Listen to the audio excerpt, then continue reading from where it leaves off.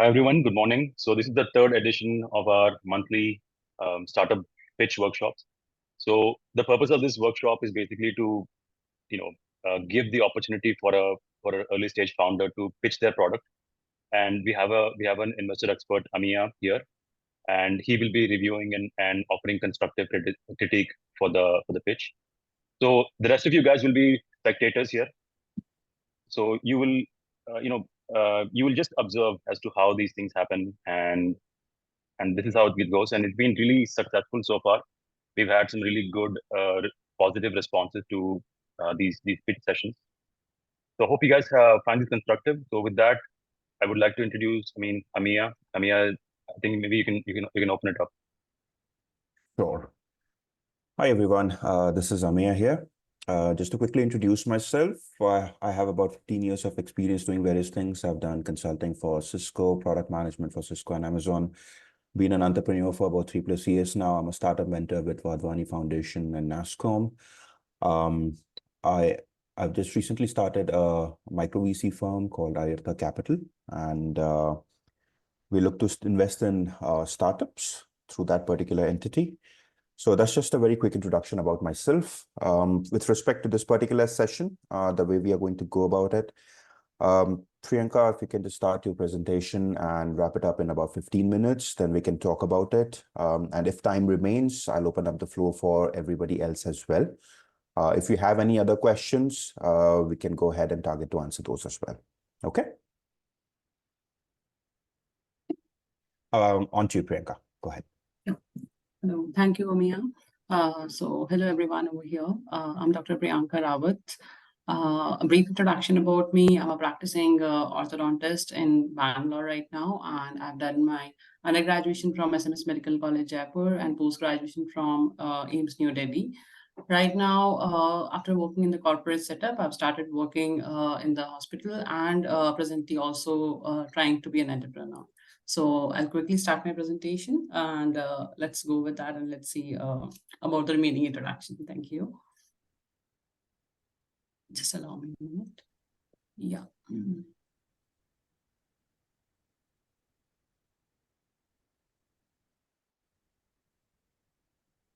Yeah, is my screen visible? It is.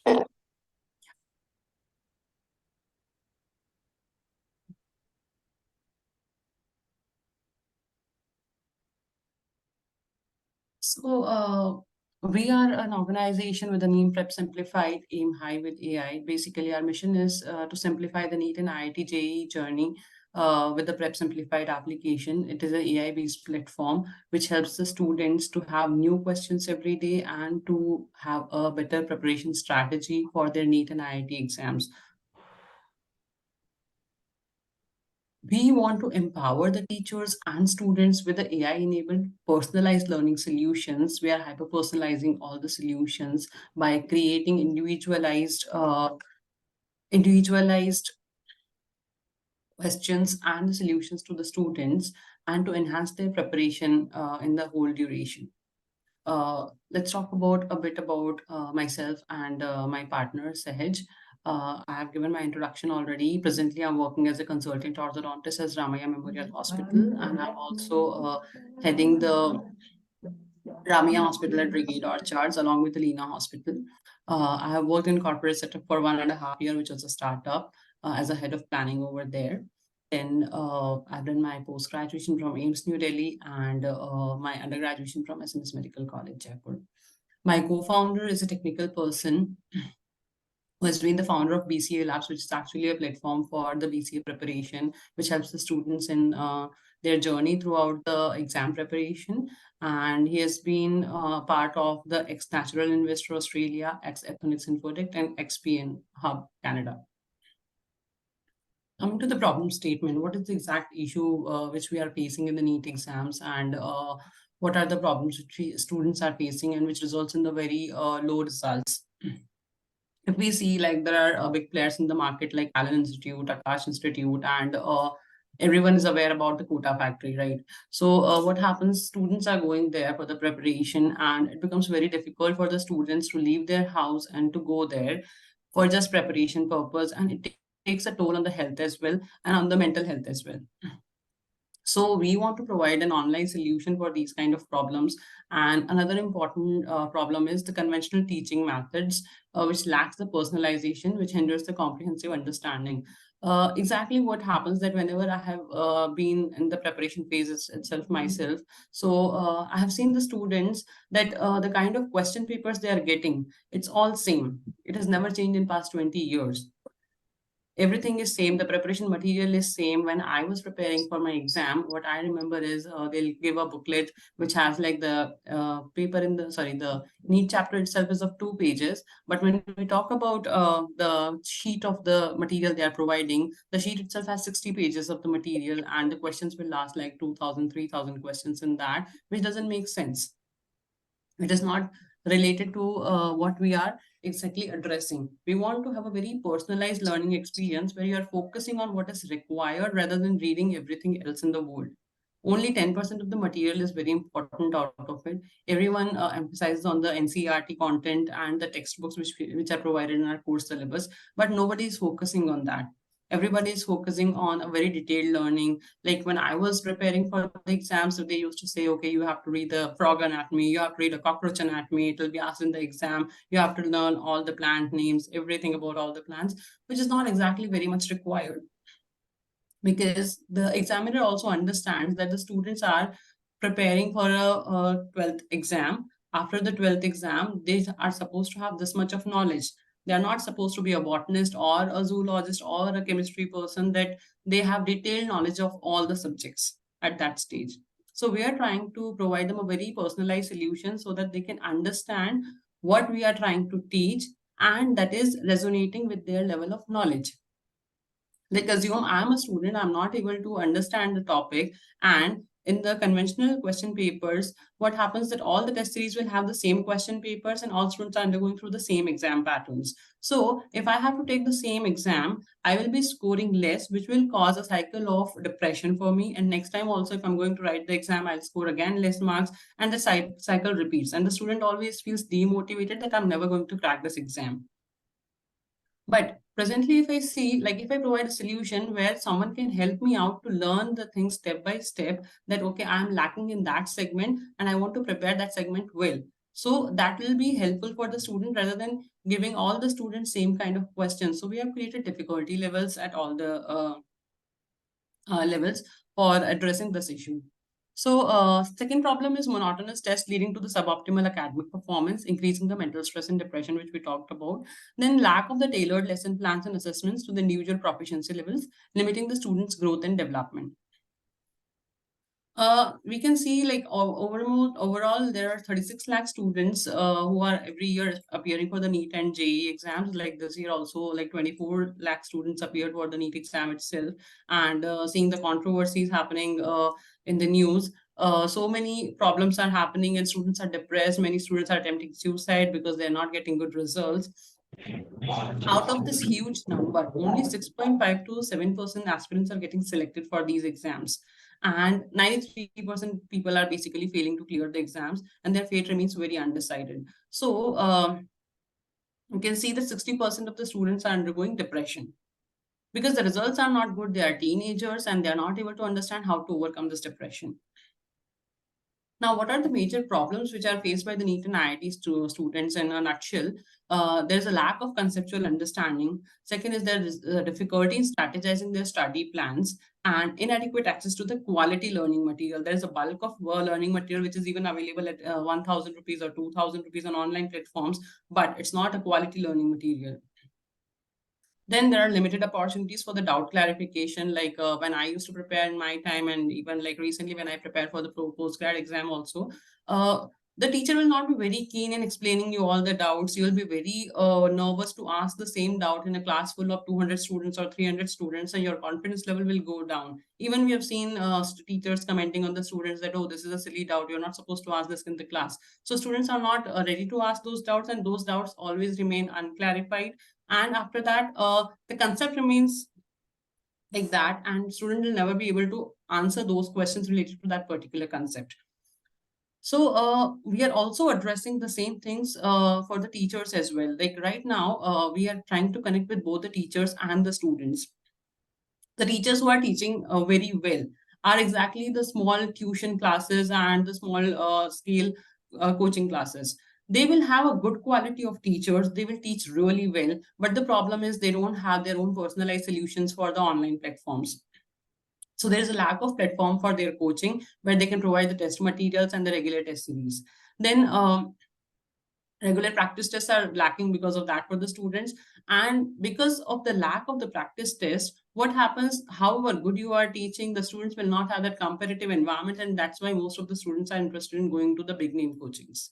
And this creates a limited reach for the students, so that students are like not able to compete in that environment. They don't understand, they'll be restricted to that one place, and they don't know how much is the level of competition outside. Students are scoring 720 out of 720, and staying in a single coaching where the only 10 students are there, they might not be able to understand that level of competition outside.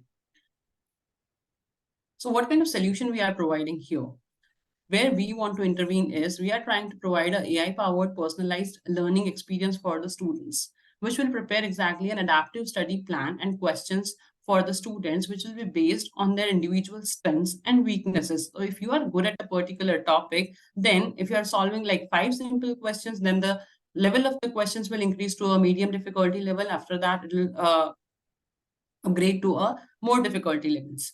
Similarly, if a student is not able to answer a particular segment of questions in a particular chapter, then those students would be faced by very simple questions to understand their level of comprehensions. And after analyzing that, okay, the student is not able to answer more than 40% of the total questions given to him or her, then that student would be analyzed and talked personally and counseled about things, and to be addressed that what all are the issues which he's facing in understanding that particular topic. So that is very important, to understand the topic in depth and then to clarify the doubts and then to do the questions rather than just cramming all the answers. We are trying to do a comprehensive performance analysis, which will provide you in-depth insights and progress tracking for continuous improvement. So usually whenever we have appeared for the exam, they will simply provide you a solution that, okay, out of 100 questions, 78 were correct, and this was the negative marking, and this is your total score. But nobody is telling you at which level you are lacking. Like if you are lacking in physics, what are the conceptual problems which you are lacking in physics? What are the conceptual problems in chemistry which you are lacking? Sometimes students don't understand the basic concepts. I have talked to many students where we have tried to ask them, okay, can you tell us about what is a cell? A 12th class student is not able to answer what is a cell, which is a very basic thing. So the basic conceptuality is not there, which will prevent them to understand the total concept of the exam, and then they'll not be able to perform. This will lead to a lot of depression, and students will undergo 3, 4, 5 attempts. But the brutal reality is, even if you are going to go for 5 or 6 attempts, you'll not be able to crack the exam until unless your concepts are very clear.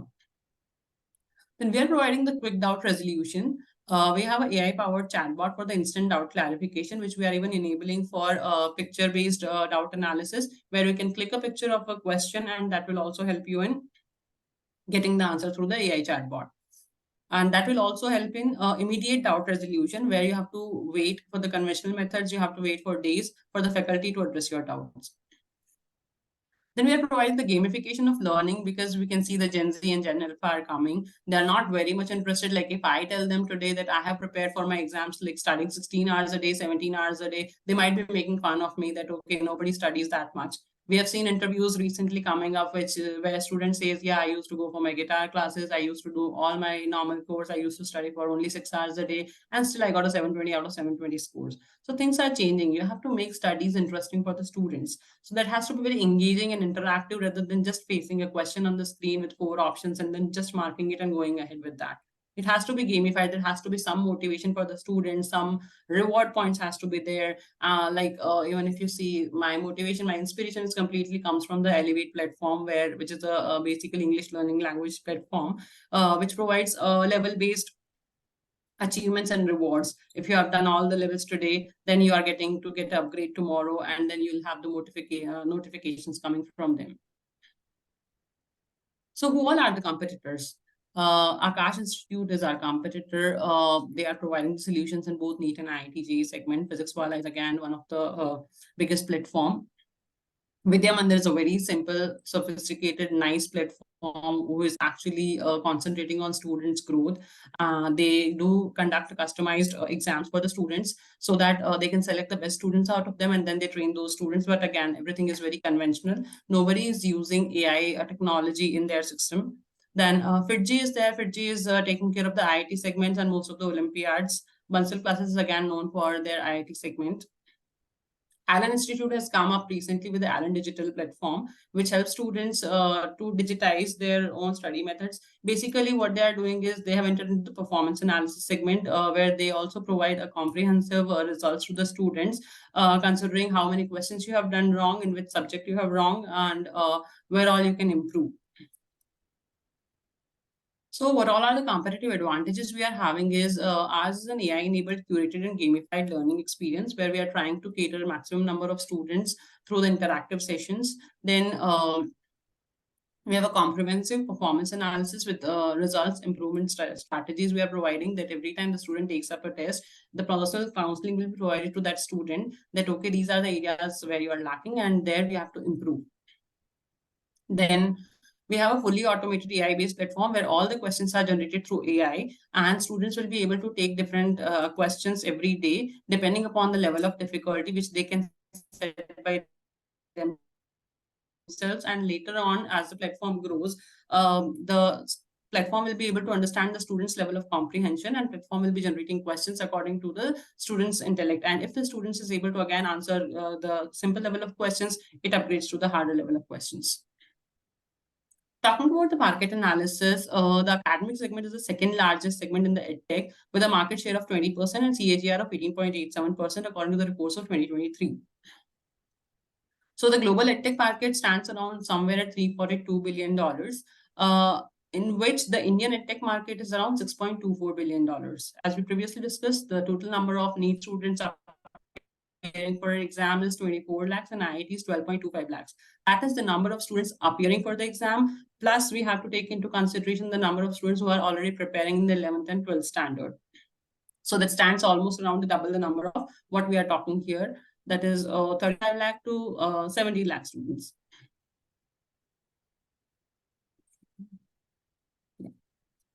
So our serviceable available market becomes to be $1.25 billion and the serviceable obtainable market is around $125 million. So looking at the market analysis, we have so many aspirants who are seeking curated learning. While our platform is going to provide a comprehensive solution for these MCQs and gamification of learning detailed results. This creates a unique opportunity for us to tap into a thriving market and make a significant impact in the education industry. Our go-to-market strategy would be through the social media channels, referrals through the students, which is a word of mouth again, then the content marketing, direct sales we are going to do through the sales representatives, going to the schools and to the tutors personally and discussing about our platform, partnerships with the various other small scale coaching institutions and the influencer marketing from the medical segment itself who can help in growing this market. Our product features we have already discussed, that it is a gamified learning with AI-generated questions. A AI mentor will be available for the counseling part. A AI doubt solver is available. Comprehensive results are offered. Leaderboard will help in motivating the students to achieve better results and strategic planning with the easy revision methods of repetition of the questions, whichever has been done wrong by the students, because no one of us is going to go back on those questions when we are making them wrong and we are going to re-revise it. That is not a possibility. So it is better to re-revise them in the same manner whenever they are attempting. The 5 or 10 questions which they have done wrong will be re-repeated in each and every session. So what is the exact current status of our business right now and the business models we'll be talking about? We are at the MVP stage right now. We're planning to do the beta testing right in the second half of the June. And the new features with the feedback would be added by the July. And we're going to go for the public launch in July.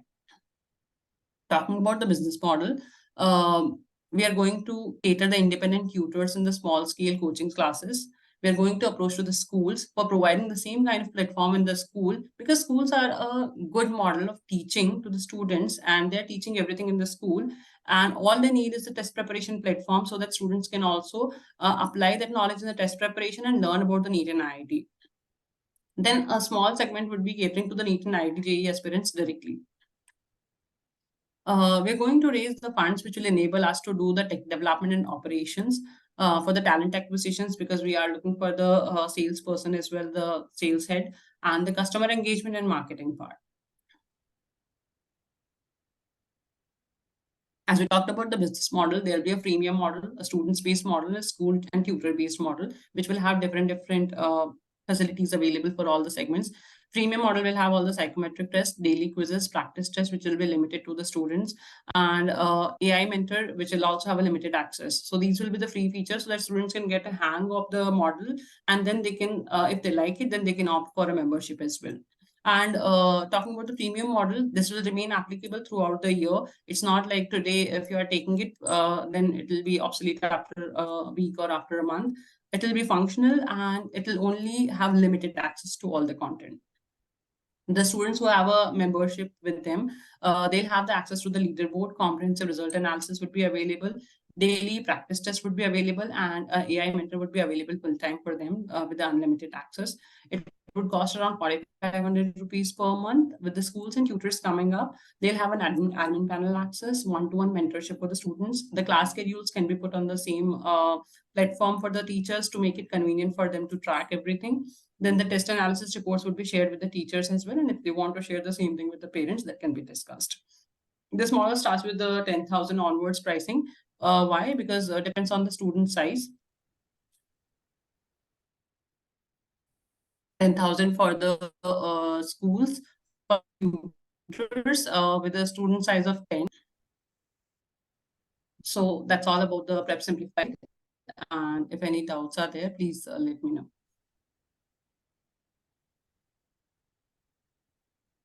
Okay, thank you, Priyanka. So you took nearly 20 minutes. Okay, that was a good pitch. Thank you so much. Now let me get into the breakdown of how I perceived it. Before I begin, a disclaimer: every investor is different. Their thought process is different. How they see things is also different. Okay. So if I have to say something, don't take my word for that being it. It's my perspective in terms of my biases, my perceptions of where I'm coming from. But at the end of the day, the objective remains same: to give my inputs to make sure that you can grow better. Okay. You can choose whether to take it or not. Okay. All right. So to start with, the first thing is that you gave your introduction already. Okay. Now you went to your, I think it was your second slide, and you sort of gave your introduction again. Right. That's precious 1.5 odd minutes gone. Wasted. Right. Okay.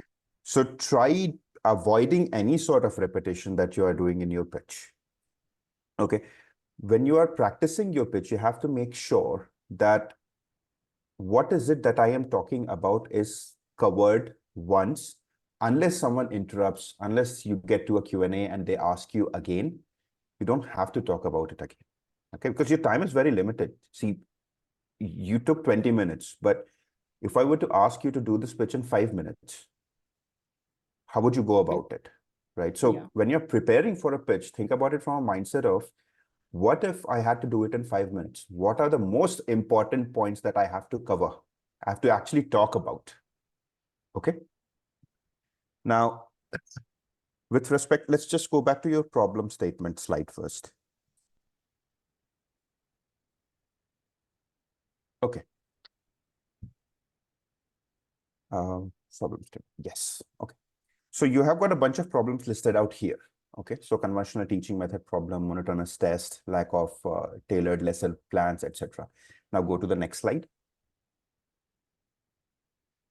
Now, these are the challenges faced by the aspirants. Okay.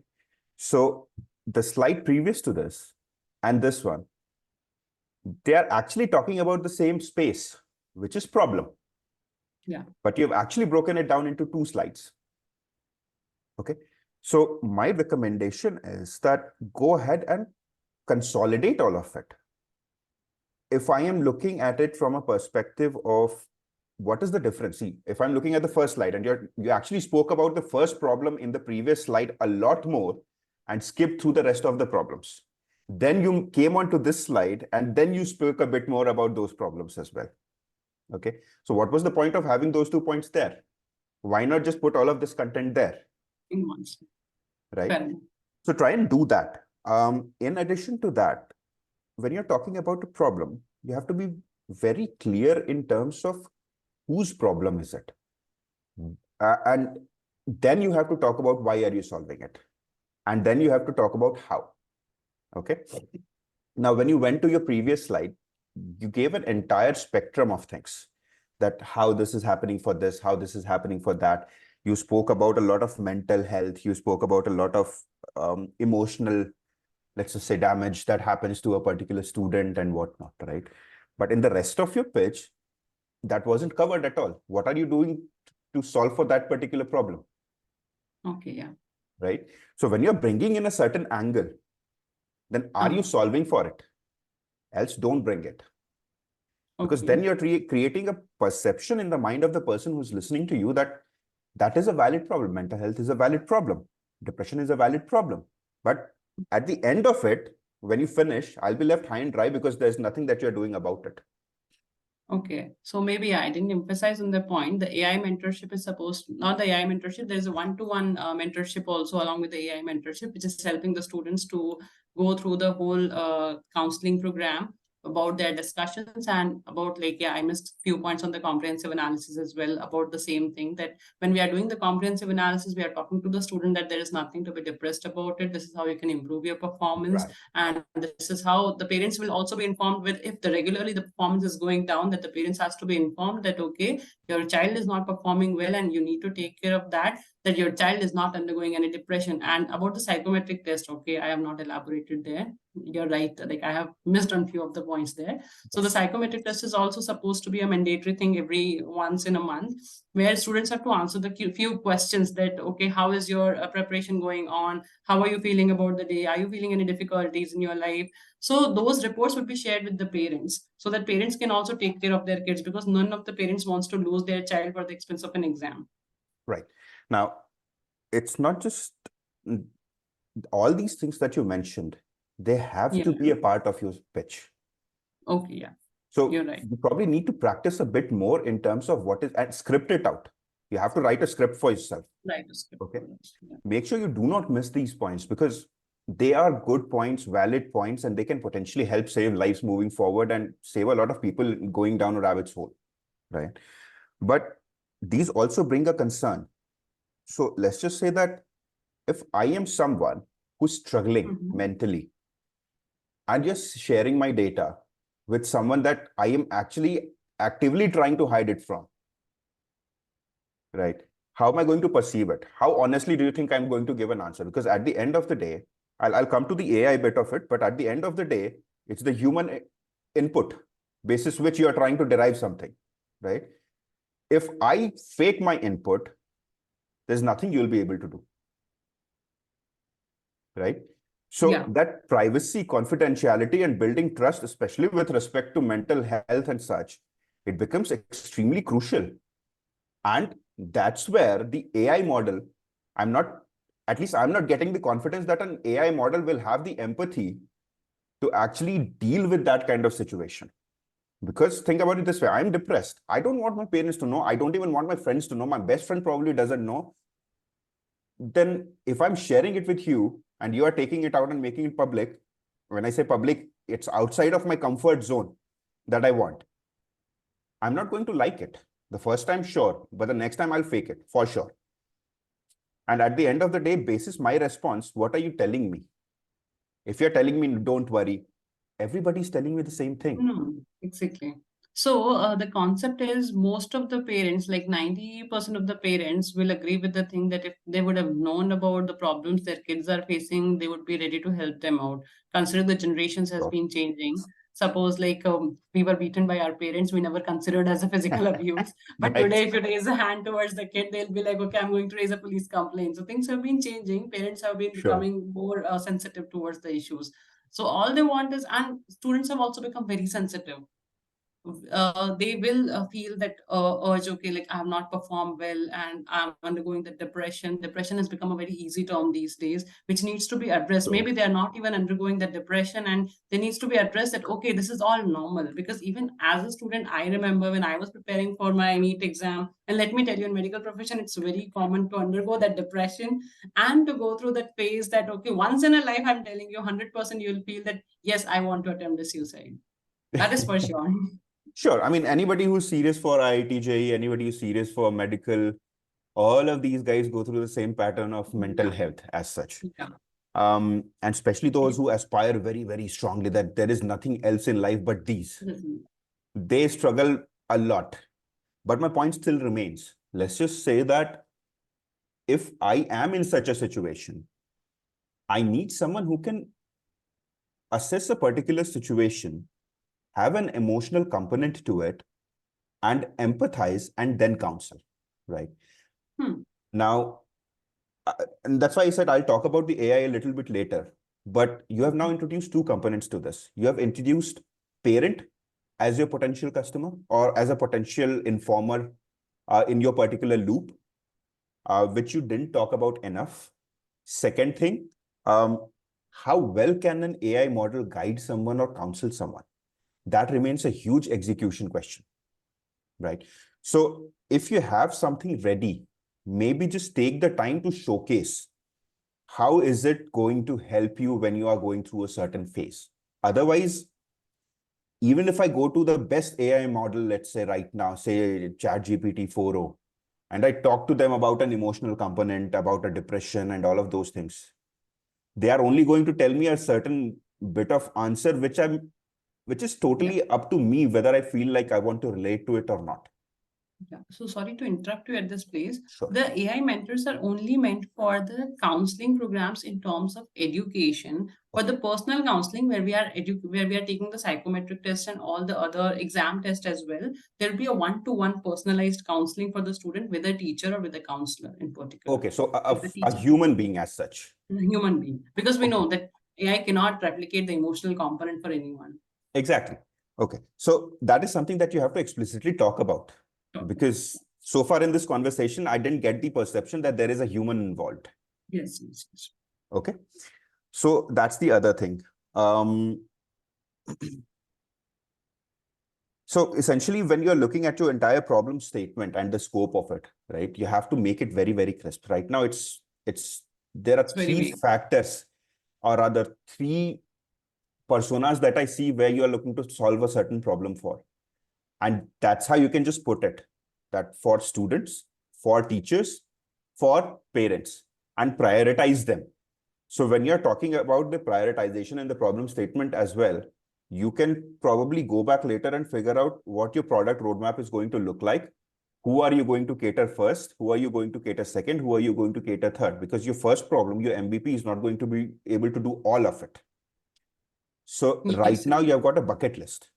But this bucket list does not apply in terms of your solution. So you have to make it very crisp in terms of what is it that you're doing right now? What is it that you're solving right now? The rest of it has to follow in your product roadmap. And your product roadmap is potentially your additional slide. It will go in your appendix as such, right? If I look at this and I ask you a question, okay, are you doing this right now? Are you doing this right now? Then it will become a more debatable question answer that is going to happen between a founder and an investor. I don't want to go there. My objective as a founder is to ensure that what I'm doing right now, I'm able to showcase a narrative and a picture basis which I can get a funding.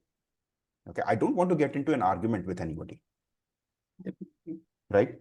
So consolidate your problem statement, prioritize, keep only what is relevant to you right now, take the rest of it to your product roadmap, highlight that there are additional problems that we are looking to solve in just one line. I'm looking to solve, and that is covered in our product roadmap, which is in the appendix. So if you want, we can talk about it later.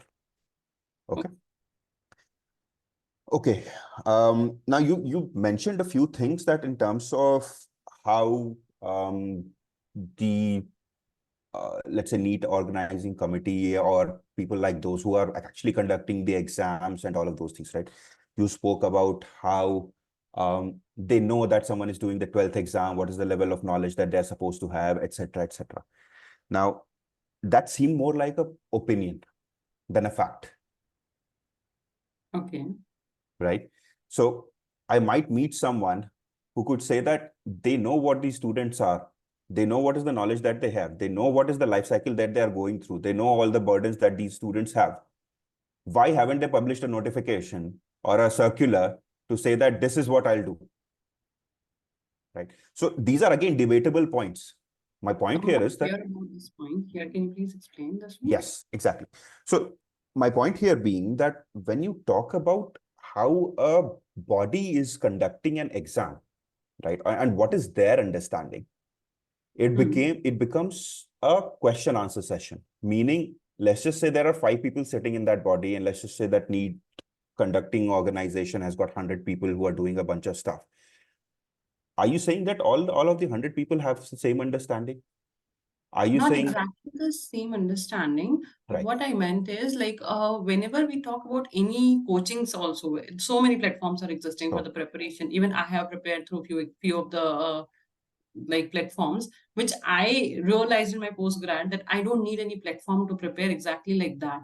Reason being, they're actually making me lose a lot of time. They're making me read 90% of the stuff which is not required. And NTA has issued guidelines for the preparation. They have given a certain format and a syllabus for that, which no one is following. What happens, like, okay, they want to tell you that they are giving you an extra edge, they are giving you an extra edge. That extra edge never works. Okay, so this is something that you have to mention in exact those same words. Exact those words. Meaning Yeah. there are guidelines that are released. And if you Yes, want, put those links that these are those guidelines, we can add that. right? So instead of making it seem more opinion based, make it seem more data backed. Okay. Okay. Point taken. Basis which you can, sorry, just give me 1 minute, huh? Yeah, sure.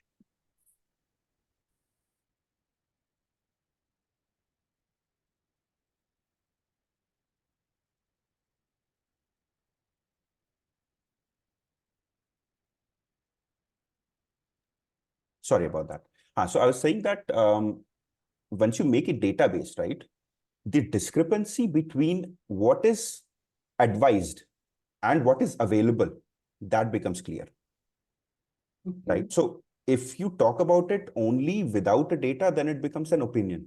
If you back it up to say that here is a link to a circular, here is a link to a guideline, and you can probably even go and throw an open challenge and say that go to any of these institutes and ask them what is the content that they are covering, and then try and find out what is the overlap with respect to that. You'll probably find 20% overlap. But instead of focusing on what is important as per those guidelines, which is 20%, they're actually overburdening a lot in terms of what is being dished out to the candidate, right? And have those links ready with you to say that, okay, go here, check for this, go here, check for this.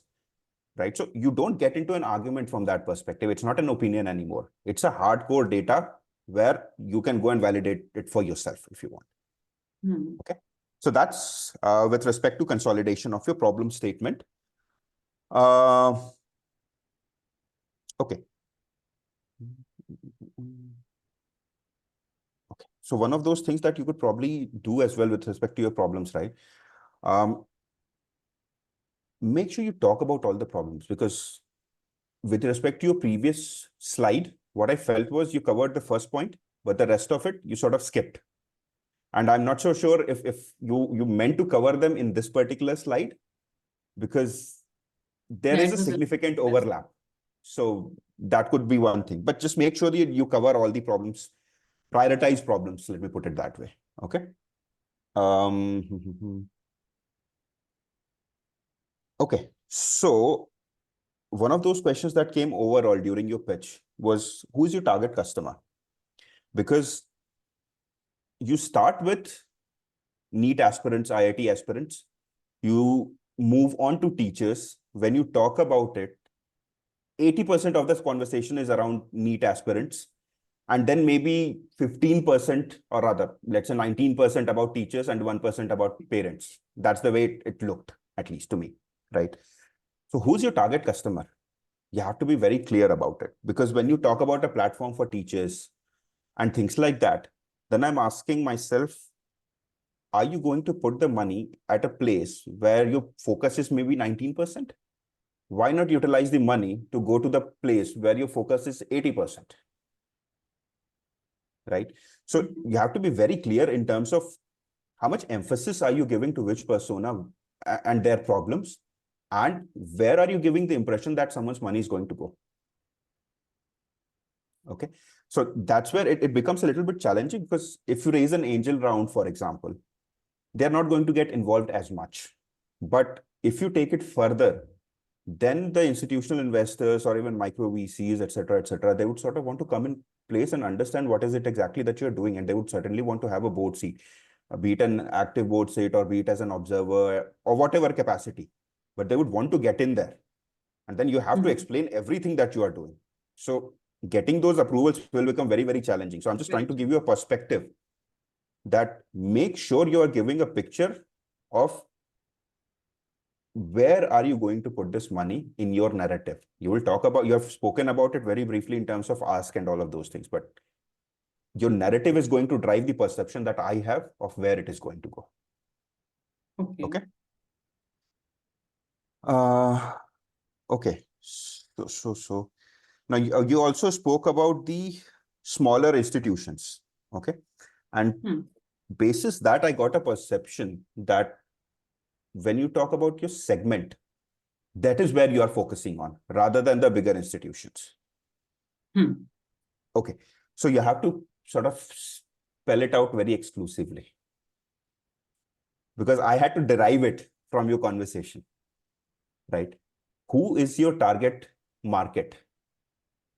Okay. So put a slide there and give very clearly and distinctly, this is who I'm targeting. So like, can we divide it? Like basically the idea is to keep the B2B and the D2C both open directly for the students and then for the coachings and schools. So can we make a slide of the percentage of the people we are looking at for the D2C market and the B2B market? Would be a wise idea. Sure. You can do that. I mean, at the end of the day, it all depends on what is it that you're doing right now. If right now you do not have a platform for teachers, then if you go to these smaller institutes, then all of your narrative in terms of challenges faced by teachers goes out of the way. Right? Sure, they can leverage your platform to a certain extent. And again, you will be a better judge of to what extent. But it's not the primary focus of the product that you've released in the market. So when I'm looking at the picture that you're trying to draw, I'm confused. In your MVP, are you talking about you have a platform for teachers or you don't? Because you seem to have a very clearly, distinctly mentioned challenges faced by the teachers under your problem statement. Are you catering to them or not? If not, then why do you have it here right now? It should be a part of your product roadmap. So when you talk about an MVP, that's where, as a startup, we need to be very, very careful in terms of our MVP. You can't spray and think that, I can catch everybody. It has to be a very, very targeted approach towards converting your target audience, whatever target market that you've identified for yourself or whatever target persona that you've identified for yourself. Don't spray. Because then I'm losing my confidence. Let's just say you're telling me that right now I want to raise, say, 1 CR. And then you tell me that I'm going to split it and do a tech platform for teachers. I'm going to do a tech platform for students. Why? Your emphasis is not even on the teachers right now. Okay. So you can do whatever you want to do, but then it's all about the narrative. It's all about the story that you want to put. And at the end of the day, execution as well, because if I come to realize that, hey, you told me that you're going to put it for the students, but then you are taking it and diverting it for teachers, I might have something to say about it. And again, depends on the investor who's going to come. Okay. Not everybody is going to, but you can very easily get into a situation which is not desired, because your emphasis is your business. You don't want to get into an argument and a legal debate with an investor. Right? So with respect to solution, be very careful in terms of what is it that you're putting out there. If teacher is not something that you're doing at the MVP stage, let's just keep it out and put it in a product roadmap. Okay. You spoke about the competitive outlook for students in the smaller institutes. Now, you spoke about it from not even from a problem perspective, not even from a solution perspective, but more as an opinion perspective. So is competition a real problem? If yes, put it in the problem statement that I don't get an entire worldview of how the entire system is performing if I am a part of a smaller institute. Right? My circle of influence is very, very small. Or rather, circle of exposure is very, very small. That is where I'm looking. But there is a much bigger world out there. So how am I going to fare in that particular world? If you put that in a problem, right? And again, I'm looking at the problem statement slide that you have: conceptual understanding, strategizing, inadequate access, limited opportunities for doubt clarification. It doesn't contain the point that not having a competitive outlook of the entire audience that is going to attend that particular exam. Then you can go ahead and talk about the solution as well, to say that my platform is going to give them a worldview of how pan-India they are doing. Right? But if you remain localized, for example, let's just say that you are launching in Bangalore, and that's your first 6 months, 1 year, then this point is out of the picture. And even if you talk about it, what is the relevance of it? Okay. So these are all the additional conversations, additional conversation points that you can have later on. But to keep your pitch crisp, make sure your problem, solution, opinion, statements, everything is painting the same story. You can't diverge from it.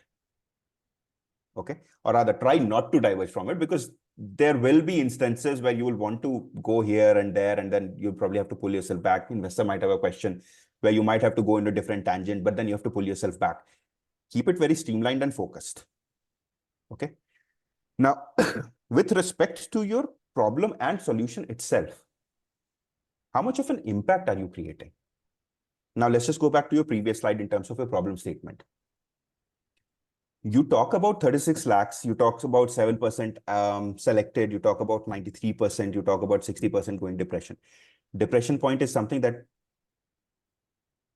well, in a problem solution way, you didn't talk about it as much. Rather, in a solution way, you didn't talk about it as much. Okay. What is the difference that you're going to make in these metrics? What is your estimate? So if you're telling me that right now, if a coaching institute has got, say, 1,000 students, what is their conversion rate? Your problem is not with respect to NEET. Your problem is with respect to the conversion of the coaching institute. Who are you? Who's your competitor? Your competitor is the coaching institute. It's not NEET. Right? So when you're presenting me data, what I want to see is that, let's just say that I want to go to, say, this physics wala, for example. How successful are they? And if I were to invest in your platform, what is it that you can achieve that those guys can't achieve? So if their conversion rate is, say, 10%, can you give me a 20% conversion? When I say conversion, aspirant selected. Aspirant selected. Right? So when you're putting these numbers, you have to be very, very careful. What are these numbers for? Right now, they don't give me any perspective. It's just a very generic statement that, yeah, so many people are there, so many came, so many got selected, so many got rejected, etc., etc. But that doesn't paint any picture for me. So when you're talking about it, and that's again a comment with respect to your competitive slides. Okay. You've given a bunch of names. You've given, right now, as I understand, you're focusing on NEET.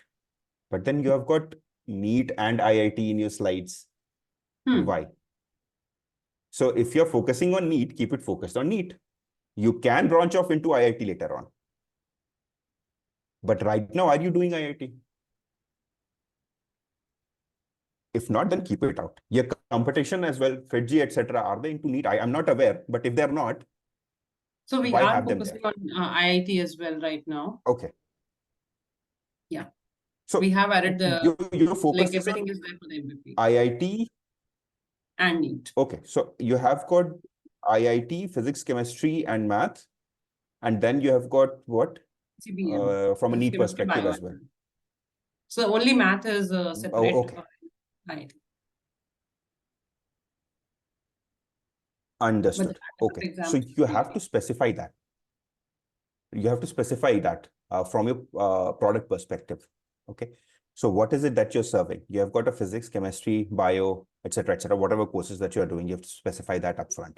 Otherwise, I'm not getting, at least I didn't get the impression or understanding that, are you doing all of it or are you doing some of it? Okay. Now let's just go back to your competition slide.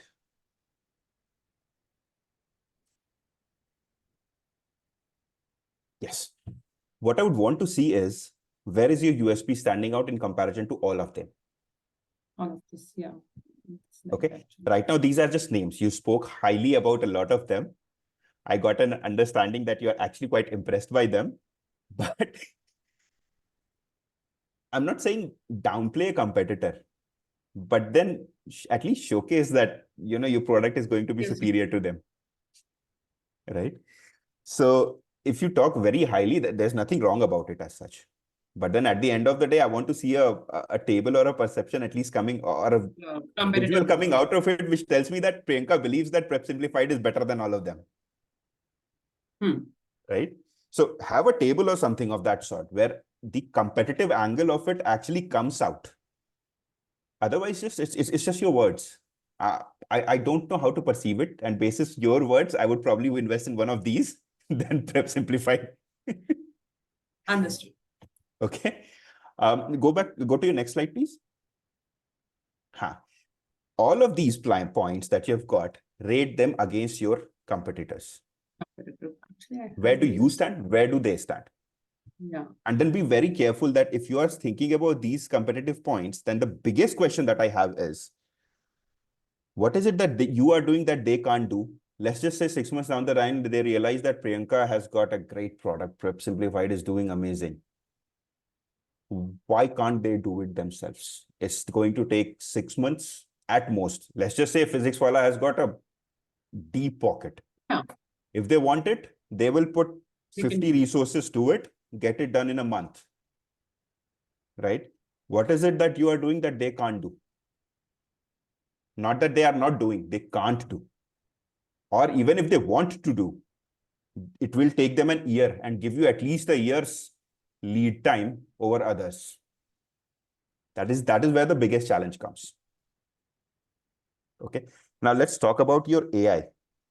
So just one point I wanted to ask here. Sure. That my point of view is like so many platforms are existing. Sure. And some of them are performing well, some of them are not performing well. So there will be always a coexistence. Sure. So we just want to coexist because there cannot be any differentiator when humans are involved and exclusively in an edtech platform, right? Okay. So many platforms will come and go, but we want to be genuine with everything. So like, can we keep it as a point that we are exactly looking for a coexistence? We're not looking, okay, we are going to outperform everyone else and we will be the only monopoly working in the field. That is not possible for anyone because there's number of aspirants are that much. We're trying to cater the population which is not getting addressed. Our platform is trying to address the students who are sitting at home at their comfort. They're able to take the classes at their comfort. They're able to get a personalized learning experience. Okay. So let me give a perspective. While there's nothing wrong with what you're saying, okay? Why are you in this meeting with an investor? And what's in it for the investor? And you think like this. Does that mean that your competitors think like this? Let's just take a very simple example of Byju's. What did they do? Anybody who was coming up, they went around and gobbled them up. They made sure that everybody's business apart from them, it's either going down or they are merged. So you think a certain way doesn't mean that entire competition or the world out there thinks the same way, right? As an investor, when I'm researching your particular market, I look at all of these market trends and histories and whatnot. Now, it's a question of whether your mindset resonates with the particular individual you are interfaced with or not. Okay. So there's no one answer to this question. It can go both ways. But then if you lack a certain bit of aggression with respect to what you want to do and your aspiration is not resonating with the investor, at the end of the day, you have to sort of dig your hand into my pocket and get money out of it, right? If you're just extending it for a handshake, I'll just do a handshake and move on. I'll invest in someone who will probably be more aggressive and who can actually give me an ROI. right? So the closest example I can think of is that you are in a jungle, and the business world is what it is. It is a jungle. You're not meant to be a rabbit in there interface with, or rather facing off with a lion and then try and figure out that, hey, we want to coexist. No, not going to work. The lion is going to come around and eat you. Okay. While everybody may not hold the same view, based on my experience, what I've seen out there, people will go to any length and any extent, businesses actually, to make sure that their needs are met. And if they see you as a threat, they will do whatever it needs to be done to neutralize you. So you have to be aggressive enough, not go on a killing spree, but aggressive enough to survive there. Okay. So that's why, as an investor, when I'm looking for founders, I'm looking for people with a strong desire to sustain their business, not coexist. Coexist will happen if you sustain. If you can't sustain, sustainability is the motive, but like every platform has their good points and the bad points, right? sure. So you cannot say that, okay, Akash is bad or Alan is bad. They'll have their own pros and cons. So in the similar way, we will have the differentiators, but you cannot call it as moat or something which cannot be copied. Talking about the, like, if they can copy it, they would have done it in past 20 years. Like, surprisingly, I appeared for my NEET exam in 2011, and since then, when today I thought about this idea of going with this, I did the market research, I checked all the content of all the different platforms. It's still the same. It's been 13 years. Sure. So nothing has been updated. Let's They put all it this are way. surviving on the sales stuff. Let's put it this way. What's not broken, don't fix it. Okay. If it becomes broken, will they try and fix it? Definitely. For them, this has worked for the past 13 odd years.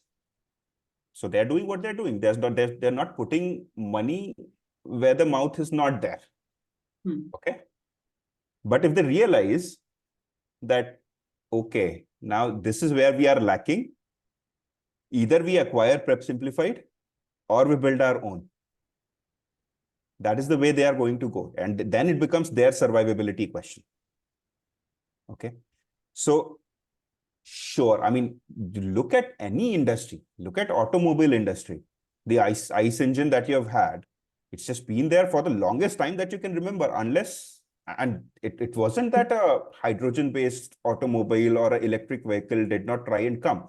It wasn't until Tesla that everybody started realizing, because Tesla projected a picture a certain way, now everybody wants to be on the Tesla wagon, or rather a EV wagon, right?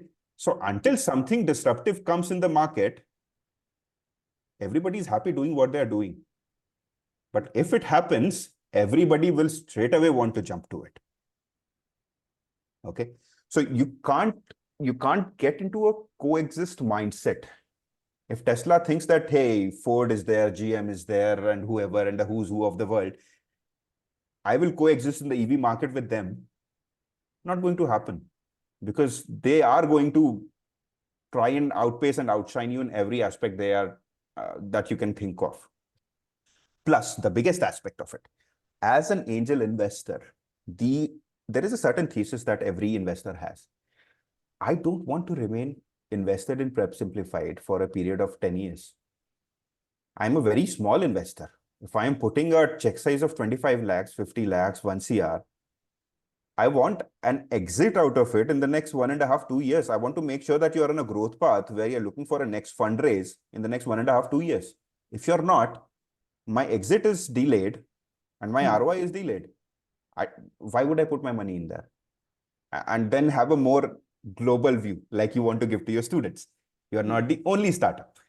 There are hundreds of startups that an investor potentially meets every month. So now and I have, let's say, a pool of 5 CR. I have to distribute that 5 CR. Let's just say on an average, I decide a 50 lakh ticket size, 10 startups is the max, and 5 CR is over a year. So I'm potentially looking at 1,000 startups that I'm listening to and then deciding which are those 10 startups that I'm going to invest in. Are you one of those 10 startups? If not, I've got better alternatives, right? So your aggression, it certainly comes into the picture.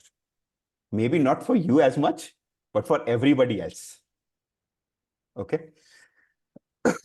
Now let's talk about your GTM a little bit. Now, let's just say that social channels, okay. Who are you targeting? When you're talking about your go-to-market strategy, there needs to be a more detailed version of this. What I'm not getting a sense of from all of your pitch, students, teachers, parents, all of these are there.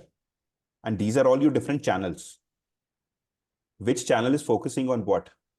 When you talk about direct sales, I'm assuming it's a B2B thing. You're going to go to institutes.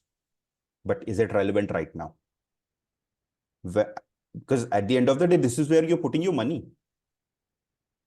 If you can't justify that my direct sales to an institute, and again, I haven't heard you say that your platform for teachers is ready. So I'm assuming this is not something that you want to put your money in right now. And if you do, then I have a question. You don't have a platform for teachers. Why are you putting money here? Right? So my point here is that your GTM needs to be very detailed. It should give a perspective and impression of who are you targeting. And then at least an impression of, if the money is going in these places, what are you going to make out of it in terms of your business? These are all, to me, these are just a bucket list of all the different channels that you could think of. I don't see a clear strategy in terms of how you are going to target whom and what are you going to get in return out of it. Nothing is clear from this to me. So even if I want to invite you for a second round of discussion, I would heavily sort of dig into this particular slide, and you would have to have an answer for each and every aspect, each and every channel that you have mentioned. Why? How much? What is your research? How many students are you looking to acquire through this? What are your goals? What are your targets? All of these things I'll want to sort of dig deeper into when I'm looking at your GTM subsequently, right? So you have to be very careful. You can't just put a bucket list here. Okay. So again, I'm hoping that you're getting a picture that everything needs to be very streamlined, very focused, and you have to talk about only what is relevant. Even if you think that this is going to make a huge difference, but you're not doing right now, finish your slide, or at the end of the day, let's say before thank you, after thank you, whatever, have a slide and talk about your roadmap if you're really hell-bent on talking about it. But otherwise, there is no relevance because that's an unrealized product. Makes no difference to me. Because the first question is that product that you have, are you going to be able to survive through this particular product in the first place or not? Do you have the runway? For example, let's just say you launch your MVP and for all you know, 6 months down the line, you realize I'm not getting enough adoption, I'm not getting enough conversion, there's no monetization that is happening for me, and you're not able to survive, your roadmap is out of the window anyway. Right? So think about it from an investor point of view. I need to be sure in my mind that what you're doing right now is actually going to set you up on a path where you're actually able to realize your product roadmap. Otherwise, product roadmap is of no use to me. Okay. Let's just talk about your AI model now. That's because you're a tech product essentially, right? Tell me more about your AI. What are you doing? Not the features. See, when you're building a tech product, I'm not interested in features. I'm more interested in knowing the details of how your AI is actually working. Okay. And for that perspective, you probably need your tech person to be on the call. Right? Because if I have to ask you, what are the models that you are developing? What are the learnings where are you getting your data sets from? How are you feeding it in? And all of those things. Then if you have an answer, good. But otherwise, this is a technical discussion. It's a technical discussion. So at the end of the day, when you have a tech product, being a business or a sales or a CEO kind of person without the technical exposure, you can't interface it. You have to make sure that your tech person is on the call. Okay. So just help me understand, if you know anything, the details of how the AI piece of it works. Because the label AI is easy to use. Yeah, I know that. actually building an AI product is a very different thing. It could just be that a bunch of question is there and you're just doing a mapping and matching. That's about it. That's not AI, right? So that's where an investor will hold an interest that is it AI or is it just that input this, basis your response and keyword selection, I will go and give you these answers. Is it that? That's not AI. Yeah, that's not AI. Right? So what is your product then? So basically, we are trying to develop something which will be like, sorry, we are developing something which has all the questions generated through AI. Like we have fed the difficulty levels, and so what we are doing is we are setting the difficulty level of the questions as well as of now, let's say for 5, okay? And then the students are supposed to do those questions. And on the basis of doing those questions, whatever responses we are getting, however is the intelligence level of that student, like suppose out of 10, 7 questions are done right, AI will be generating more questions based on that intelligence level only. So, okay, pause. The point here is that you have a set of questions, you have marked the difficulty level, you have put a tag there, and those questions are also AI generated. How? That only my tech person can answer. Okay. Because it's a fairly simple model to execute if I think about it, right? Just create a random generator that has got a set of, I don't know, maybe 50, 100 questions and keyword-based selection algorithm. It's not a keyword-based algorithm. Okay, so, but if I were to build this model, I can do it in less than a week. Okay, it would be a hack, but it is possible. All I need to do is I have a random question selection generator, then have certain key tags, map a question to a certain tag, present a bunch of questions, or rather sequentialize a bunch of questions with the easy tag, and then basis keywords that I'm looking at there, move on to the next one, and then again a random question generator. That's not very difficult to implement. Okay, so think about this as well, at least get an understanding how this works. Yeah. Okay, because if you were to interface everything, then you need to have a very detailed understanding of your product in the first place. How is it functioning? Okay. Okay. Let's go to your business model next. Okay. Sorry, just go back to your market sizing. I missed that. Yes, now. This is an edtech market size. Edtech is a lot. You're only talking about an IIT and a NEET. You can't sort of put everything under the edtech bucket. What is your IIT NEET market? That's a very small comment, but then global edtech market is completely out of the window. Yes, I'm aware of that. Right. So global edtech market or global market does not have a NEET and IIT. It's only the Indian market. So you have to sort of filter this down, and you saw that you're looking at 125, right? $125 million that you're looking at, it's actually substantially lower. So if you present to me this picture and I don't trust your data, I lose my trust in you. Okay. So be very, very careful when you're doing a market analysis and market sizing aspect. Okay. Okay. And let's move on to the business model, please. Okay. So the business model, independent tutor, small coaching classes, schools, NEET and IIT, JEE aspirants.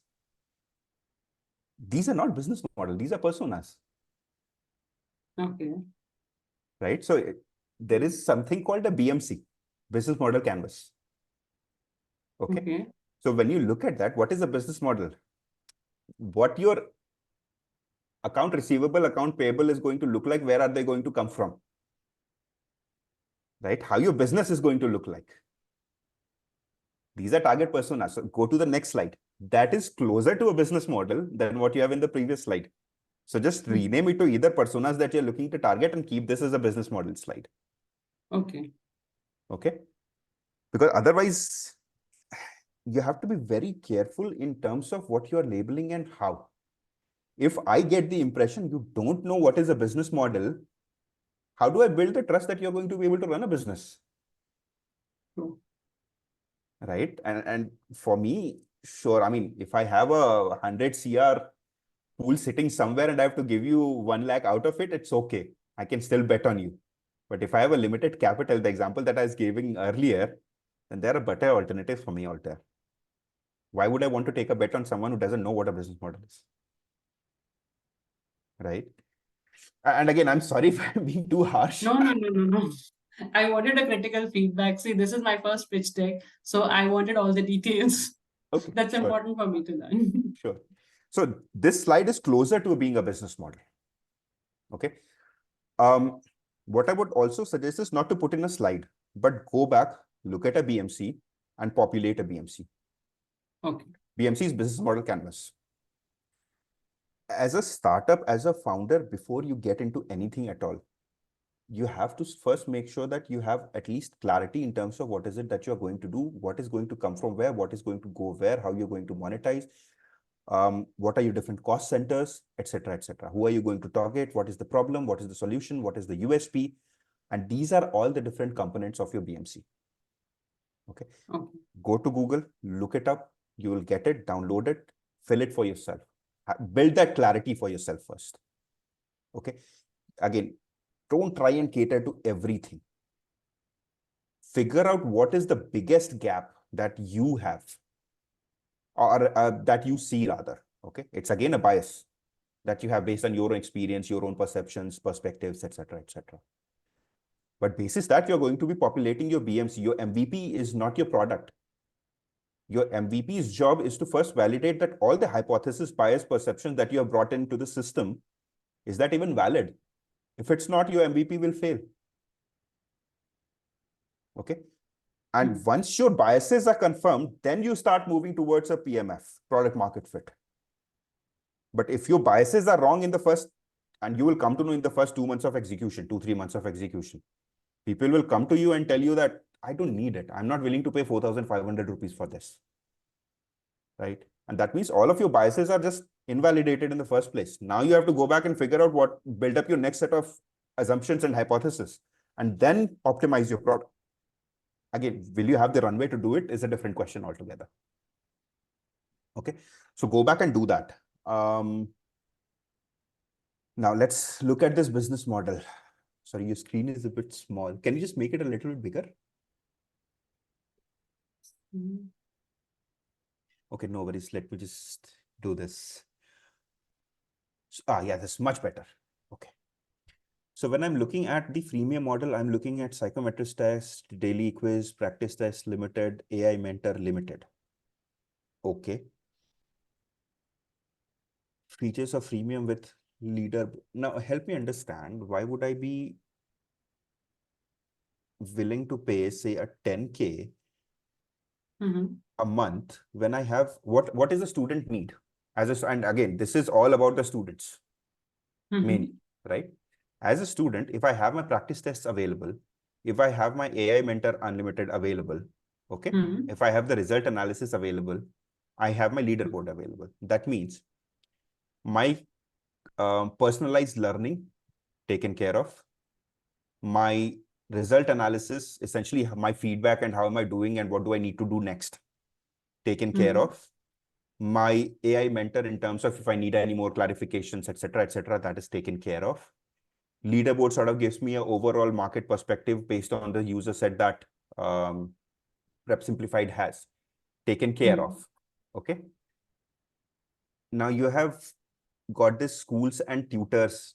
If let's just say, what I'm trying to figure out is that why am I going to invest in all of these different models? You have got a business model which says for students one, for schools and tutors one. Right? Yeah. Where does freemium fit in then? Premium is just a trial model for the students to get a hang of it, like, okay, how the model looks like, because before trying anything, you don't want to pay your money, or sometimes it happens that the customer retention would not be great if they just have to pay for trial itself. So, okay, let me just break this down again. My question was a little bit different. And what I was trying to figure out was your 4,500 plus month is your student pricing. Okay. Your 10K onwards per month is for the schools and tutors. Yeah. Okay. And is it per student per month or just 10K flat? No, that is 10K onwards is for 10 students for the tutors, and for the schools, it would be around 35K. This we have written. Oh, I think I got removed. Yeah. So this you need to clarify, because I wasn't even able to understand how is this justified. Because as a school, I have, let's say, 100 students and you're charging me 10K per month. It's So, per, like, yeah, so per you have to be student, sort of the clear on packages this. are different. Okay. Now, there are two models, one students, one tutors. Okay. Freemium is for the students to try. Yeah. Is there anything for the schools and tutors? They can also access the same thing because eventually it's meant for the schools. But yeah, we will look into this part as you mentioned for the admin panel access and all the teacher related factors. We have to create a premium model as well. So when you look at the three categorizations that you have, right, they are not synchronized. If you look at the representation that you have put, it's like, okay, you try freemium, then you have a mid-segment market or mid-segment pricing, and then you probably have a higher segment pricing. But the higher segment pricing is actually not for the students. It's actually for the student tutors and schools. So you have to sort of create a branch that for students, for tutors, this is what it is going to look like. Okay. Otherwise, just by looking at this, unless someone is reading very clearly and on a screen that is not so visible at times, it becomes very difficult for someone to figure out what is this exactly all about. And then with schools and tutors, you have to make sure that you're putting the right numbers out there. And then justify the value that this pricing has based on your problem and solution. For a student, it makes sense.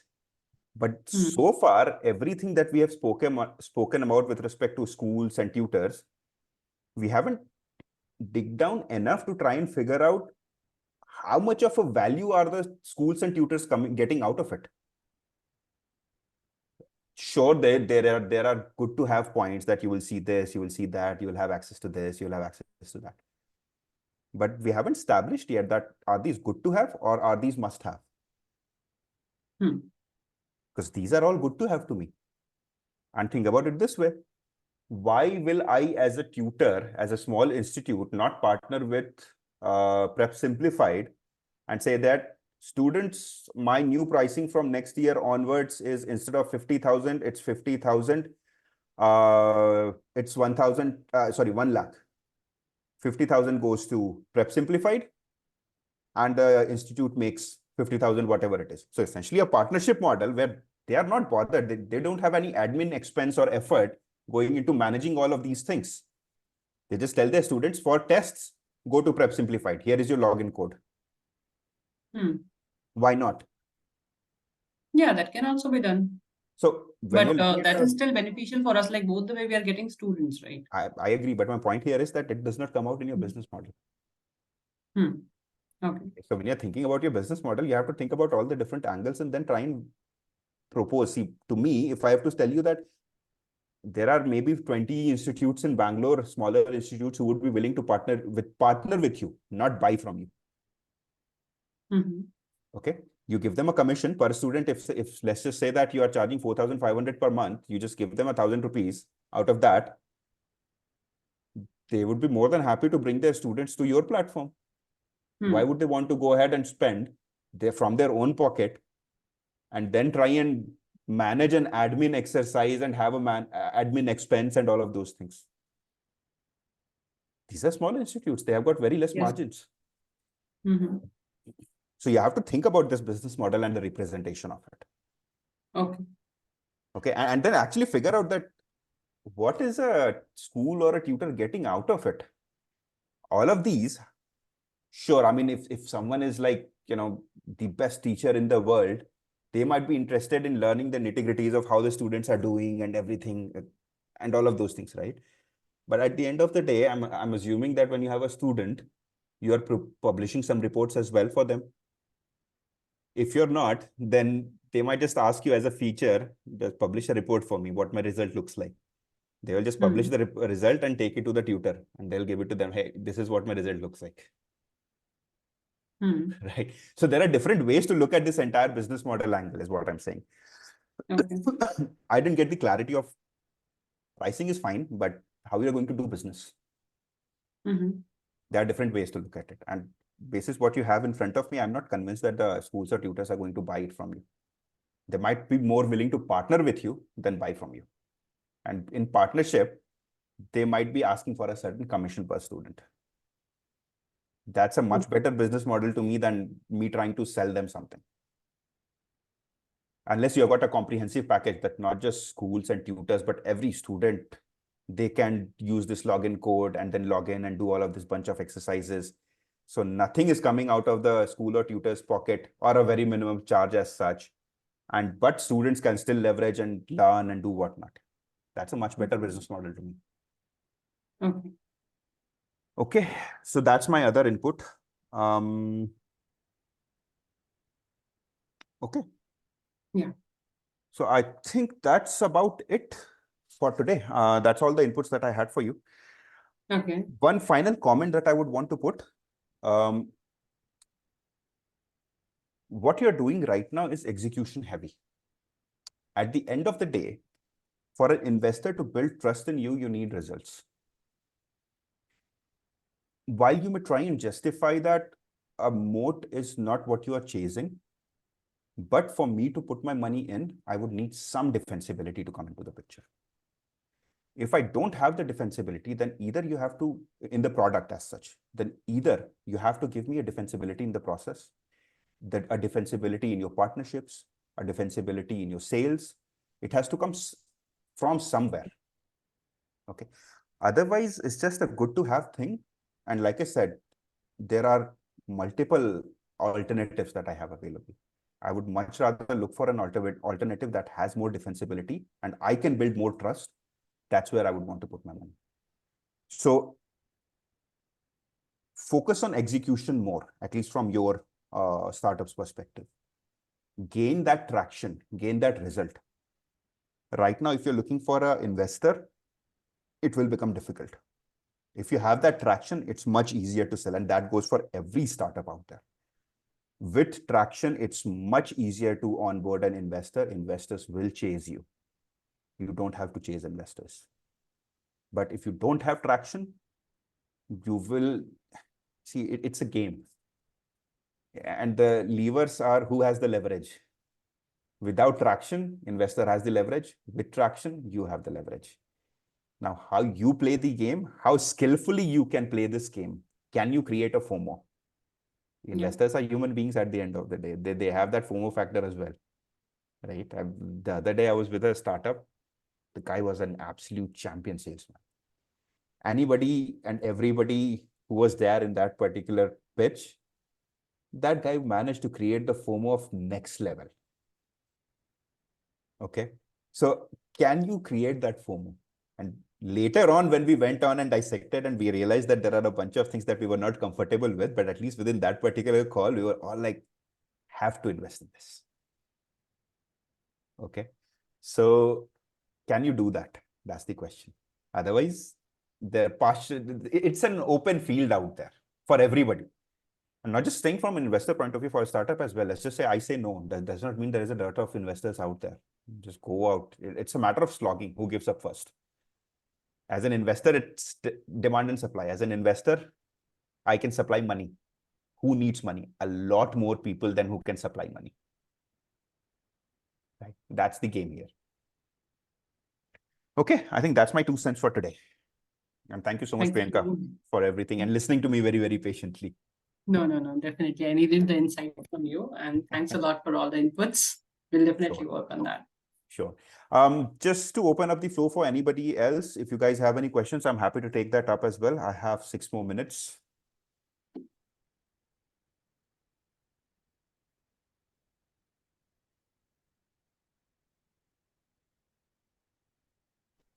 Good afternoon, sir. My name is Adarsh.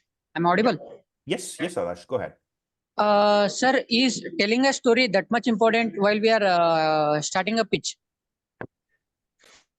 That depends on what kind of story are you talking about and how relevant it is to your pitch.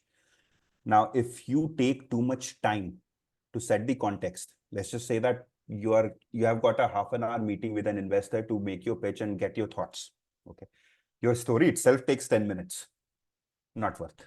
At the end of the day, the objective is not the story. The objective is to convince the person in front of you that your business is it. That's where they need to put their money. And if your story contributes to it significantly, do it. But keep it short, keep it crisp, keep it relevant. but otherwise try and create a narrative. So story, not just from the beginning of the pitch as such, but the overall story as your pitch as a story. That's what is important. Okay, so you can give a number of examples. I've had pitches where someone has given 3 stories before they actually got into the pitch. And that took 40 minutes of time within a 1-hour pitch, right? I think the last session that we had, you can look at that. That was like a 40-hour thing. 40-minute thing. I didn't really have enough time to even review and give my comments properly. So make sure that you're very crisp, and at the end of the day, utilize your time. Every minute counts. Your story has to add value to every minute of you being in front of an investor. You can't waste that. It's real estate to you. If you waste your minute, that means just imagine that your 1 minute costs 1 lakh rupees. If you're wasting 1 minute, then you have to pay 1 lakh rupees. Now think how your pitch should be. Yeah, sir, got it. Thank you, sir. No problem. Okay, any other questions?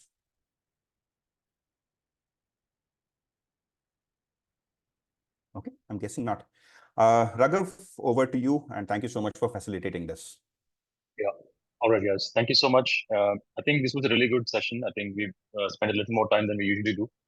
But I hope everybody benefited from this, and I would highly encourage everybody to participate. If you have a product that you're in a stage to be ready to pitch, I would recommend you sign up for this session so that we can reach out to you and schedule this event.